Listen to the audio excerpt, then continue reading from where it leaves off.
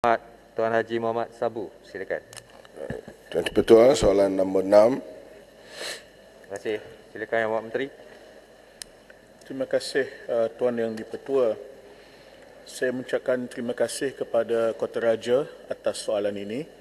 Saya minta izin untuk menjawab bersekali dengan soalan yang hampir sama dari Yang Berhormat Jerlun pada tarikhnya hari ini juga dan Yang Berhormat Sik pada tarikhnya 21 Julai 22.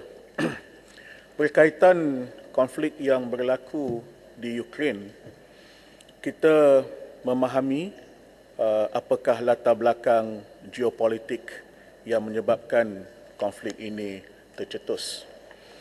Dan sebagai sebuah negara yang berdaulat, Malaysia kekal dengan dasar berkecuali.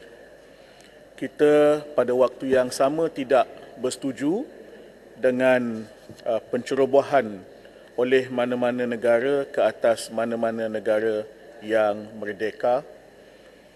Pada waktu yang sama juga kita tidak mahu ditarik atau didesak untuk mempolitikkan isu ini atau menyebabkan kita terpaksa menyokong mana-mana pihak. Pada waktu yang sama, kita menjaga hubungan bilateral yang baik dengan kedua-dua Rusia dan Ukraine. Dan kita berharap dan kita menyokong kerja-kerja dan usaha-usaha diplomatik untuk segera mendapatkan peaceful solution dengan izin kepada konflik yang sedang berlaku. Dari segi ekonomi, jumlah perdagangan antara Malaysia dengan Rusia ialah lebih kurang bernilai RM8.781 bilion ringgit. Dengan Ukraine berjumlah lebih kurang RM1.461 bilion. Kedua-dua ini iaitu sebanyak 10.242 bilion ialah 0.5% daripada keseluruhan jumlah perdagangan global Malaysia. Umum mengetahui bahawa gangguan kepada rantaian bekalan akan mempengaruhi sektor perdagangan dunia dan Malaysia tidak terkecuali. Sejak tercetusnya konflik pada 24 Februari 2022, ternyata bilangan ekspor antara Malaysia dengan Rusia dan Ukraine merekodkan penurunan. Walau bagaimanapun, penurunan hanya memberikan kesan minimal kepada prestasi keseluruhan sektor ekspor Malaysia. Sumber import terbesar Malaysia daripada Rusia ialah petroleum dan arang batu, manakala Malaysia mengimport gandum dan bijiran serta minyak bunga matahari daripada Ukraine. Industri pembuatan chip tempatan telah terkesan akibat konflik ini. Malaysia menyumbang sebanyak 13% kepada sektor pengujian dan pembungkusan chip dunia. Sektor ini terkesan kerana Rusia dan Ukraine merupakan pengeluar bagi neon dan palladium iaitu bahan utama dalam pembuatan semikonduktor.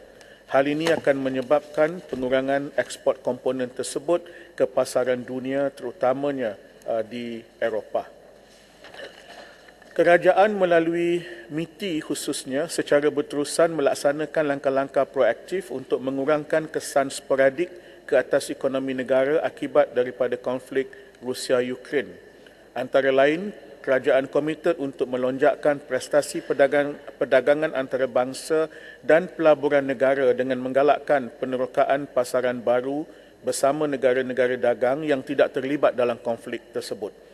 Ini dilaksanakan melalui komitmen konsesi tarif di bawah 16 perjanjian perdagangan bebas yang berkuat kuasa dan telah diratifikasi oleh Malaysia, khususnya dengan negara sumber bagi bahan mentah atau separa mentah atau telah diproses industri pembuatan produk ekspor Malaysia. Selain itu, melalui MITI juga kerajaan sentiasa menggalakkan industri tempatan untuk membagaikan produk pengganti ekspor bagi merebut peluang-peluang permintaan pasaran baharu yang wujud akibat konflik tersebut. Akhirnya, Tuan Yang Di-Pertua, saya nak bagi satu contoh. Misalnya semasa Yang Amat Berhormat Perdana Menteri melawat Turki baru-baru ini, antara yang dibincangkan ialah soal keselamatan atau security makanan dan bagaimana sekiranya boleh diadakan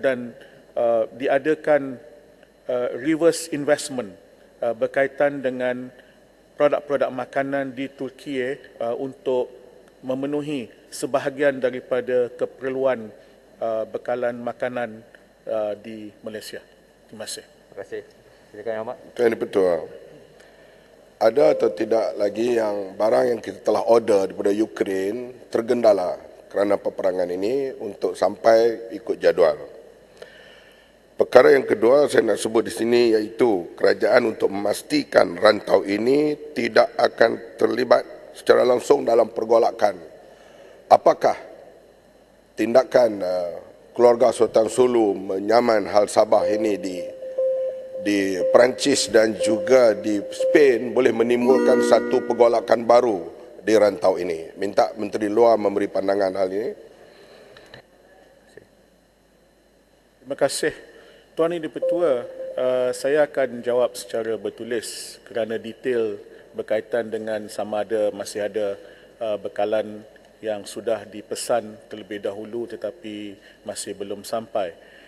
Berkaitan keselamatan rantau ini dan kemungkinan ia terpalit atau terjejas atau apa yang berlaku di Ukraine mungkin berlaku di sini, yang ini saya tak beranilah nak mengatakan ya atau tidak. Namun kita sebagai kerajaan sentiasa mengamalkan dasar aman, bebas dan berkecuali di kawasan Asia Tenggara, di ASEAN. Kita menggunakan pendekatan apa yang disebut sebagai ASEAN Outlook on the Indo-Pacific sebagai cara kita memintas, kalau boleh saya gunakan istilah itu, pandangan kuasa-kuasa dari luar kawasan ini yang semuanya berminat dengan kawasan di Asia Tenggara. Yang jauh dari sini pun minat, yang dekat dah tentu berminat. Berkaitan dengan tuntutan waris Sultan Sulu, saya fikir itu mungkin tidak ada kaitan dengan hal yang demikian. Namun saya fikir bab itu kita akan jawab pada waktu yang lain. Terima kasih. Terima kasih. Ada soalan tambahan lain? Ya, sebelah sini.